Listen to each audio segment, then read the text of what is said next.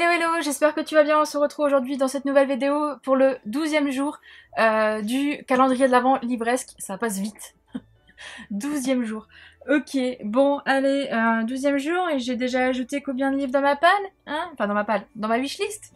On va dire 1, 2, 3, enfin non ça j'avais déjà. Donc 4, 5, 6, 7, 7. C'est foutu. Je suis foutue, on n'est que le 12e jour et j'ai déjà 7 livres dans ma wishlist. Youpi. Bref.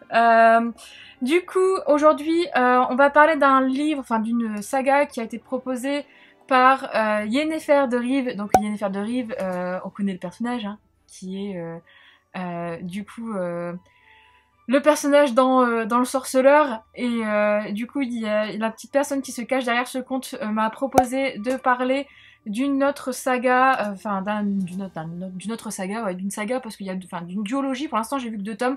C'est Le Passageur de Mel Adoris. Donc le tome 1 qui s'appelle Le Coq et l'Enfant et le tome 2 qui s'appelle le Journal et le Serpent.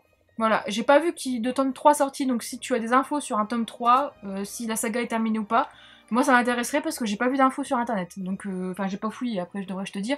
J'ai regardé la fiche Livre Addict, la fiche Babelio, d'ailleurs comme d'habitude, hein, comme hier je suis sur la fiche Babelio, et je découvre ça en même temps que toi, et donc du coup je n'ai pas vu ça, je sais pas, donc à toi de me dire en commentaire si tu sais, ou peut-être que si Yennefer le sait, enfin Yennefer pardon, le sait, voilà. Bref, alors ce livre est édité aux éditions Lynx, il est sorti en 2018. Je l'ai vu passer moi à l'époque sur les réseaux, pas beaucoup, mais je l'ai vu passer. Et je t'avoue que moi, je trouvais la couverture très jolie au niveau de la façon dont elle est faite, mais c'est le personnage au milieu là qui fait un peu crépi, qui me tentait pas du tout. Et je me suis dit, oh là, ça c'est une histoire qui va me faire peur.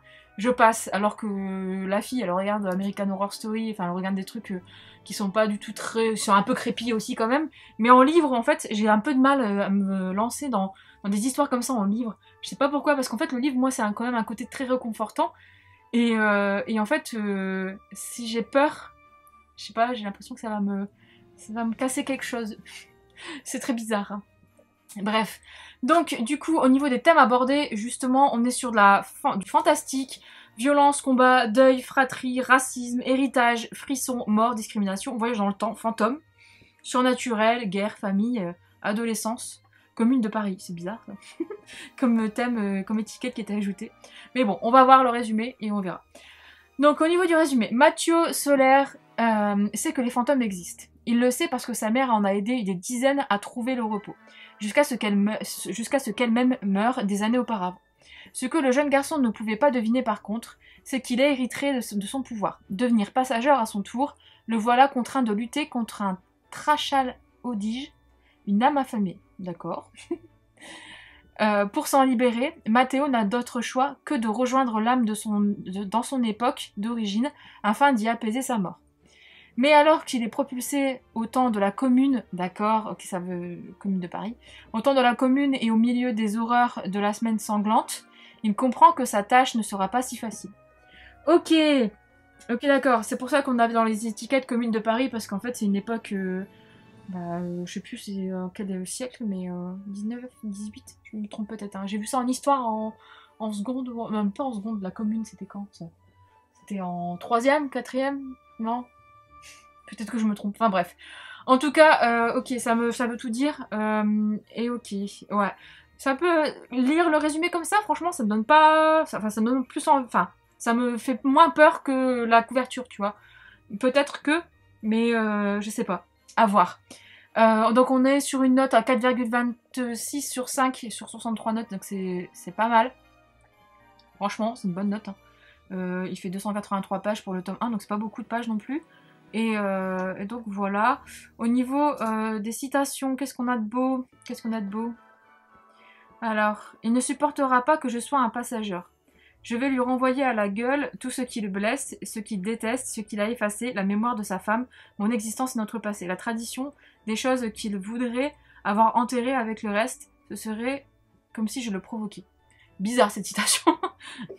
Ok.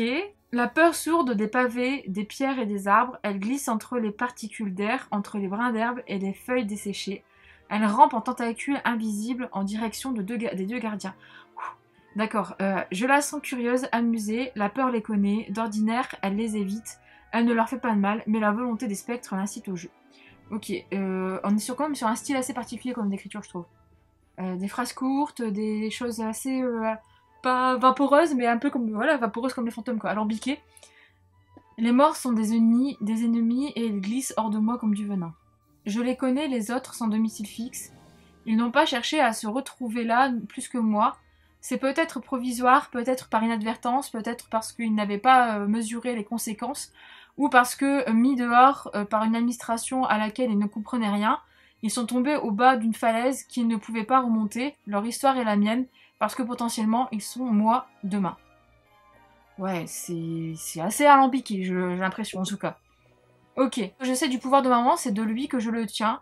Il ne peut pas avoir oublié, il a juste fait comme moi, il a fait comme si ça n'existait pas, mais la vérité dort dans nos silences. Ouais, ça a l'air assez alambiqué au niveau d'écriture, c'est sympa, ça change, ça c'est clair.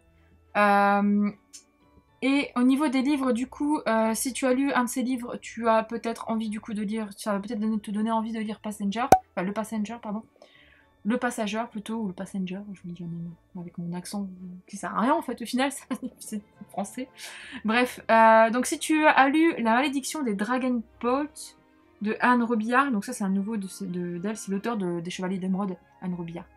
13 fantômes de Georges Langelan, Encyclopédie des fantômes et des... Je clique. Et des fantasmes, ok.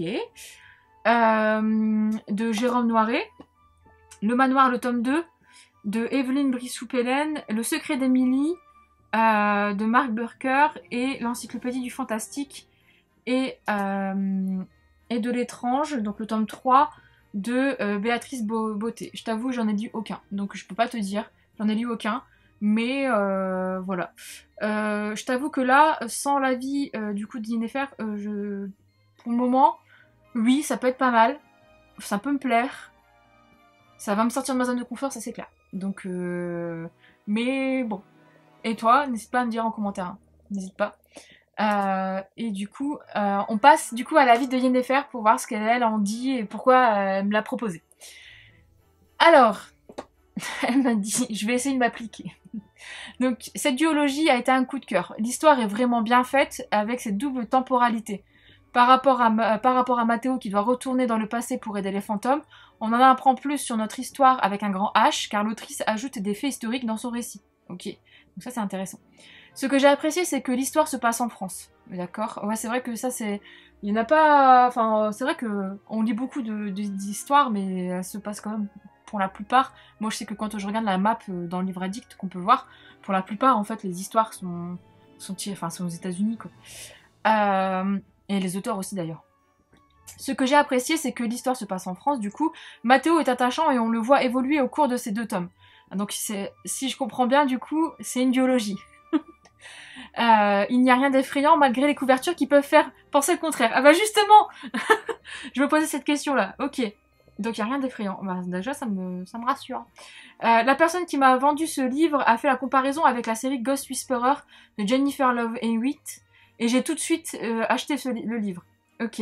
Donc, Ghost Whisperer, j'avais regardé, j'avais bien aimé. J'avais regardé quelques épisodes. Donc, c'est quand ça passait sur TF1, je crois. Ouais, un truc du genre. Et ok. Bah écoute, merci pour ton avis, parce que du coup, ça me rassure sur certains points. Et à voir, mais à voir. À voir. Mais en tout cas, ça fait plaisir de voir un livre qui sort un peu des sentiers battus, on va dire, entre guillemets. Et du coup, qui mélange un peu histoire et le côté fantôme et le côté... qui en gros fait penser un peu à avoir peur, mais au final on n'a pas peur, donc ça c'est très bien. Du coup cette vidéo est désormais terminée, j'espère qu'elle t'a plu, n'hésite pas à me dire en commentaire si tu as lu ce livre et s'il t'a plu, ou pas, si c'est l'inverse, etc. comme d'habitude. Si tu as aimé cette vidéo, pareil, n'hésite pas à laisser un petit pouce bleu, ça fait toujours plaisir, et à t'abonner si ce n'est pas le cas, si tu aimes bien ce qui se passe par ici, ça fait toujours plaisir aussi. Du coup on se retrouve demain pour un nouveau jour du calendrier de l'Avent. À demain!